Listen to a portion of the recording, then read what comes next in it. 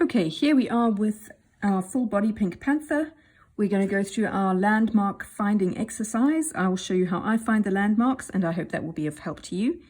This one is our not quite face on, so he's at a slight angle to us. His feet are not exactly straight, so he's kind of middle of the road difficulty. He's not the simplest, but he's also not the trickiest.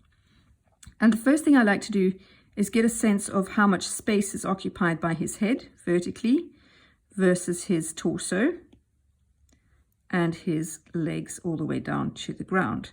So you can see there that his head takes up the least space, as we would expect, torso the next least, and then the legs actually take up a fair bit more length. They have more length than the torso, and that is even though his legs are at a slight angle, so they're not even absolutely straight. So he's definitely pretty long in the leg. And of course, he's got these really long, skinny arms as well. So let's go in. I'm not going to spend too much time on his head because we've already done that.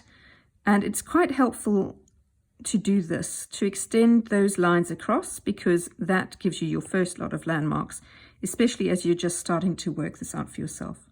So the first thing I'll do is go in and find this sort of circle and the overlap with this oval behind it. So I'll put in the circle here. I've got an oval kind of overlapping behind it like this, and I'm going to leave it like that. Okay, an oval overlapping into the circle. I'm going to bring this curve round as we did yesterday and get his neck in place. So there comes his neck, fairly long, curving down like that. Okay, so my first landmarks, I always put in two little knobbly circles like this for his shoulders, because his shoulders have this kind of slight hunch to them almost. So I like to put in those circles. And then in this particular one, he's got this concave small of his back, and this belly patch of his also is at a curve like that. So I would take from the inside of this down to there, trying to get that curve and fit in some sort of an oval like that, because his belly patch does tend to make a curve at the top like that. So I would make it an oval with that small of the back kind of going out like that. And then coming behind that, so you can see here, the tricky thing is there's this continuous line. So the back part of that belly patch then actually forms a continuous line down into the leg. So if I take the back of the belly patch coming from here and take it down like that, that is the inside of that leg. Let me get that angle correct. So that's the inside of the leg, and then that forms a foot at the back. So we would end up with something like this and down into that leg there. And you can see that the lines are really, really loose and messy. So don't be afraid of messy. Messy is good. Okay, then we want to get this angle. So let's get that, and then into the small of the back like this.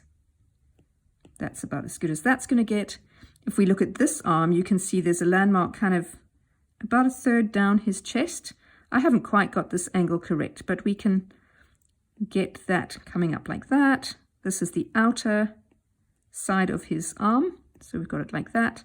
And then this one comes all the way from the little circle. So we bring it like this and then up again. And I'm just going to put his hand like that and not worry too much with the details of the hand.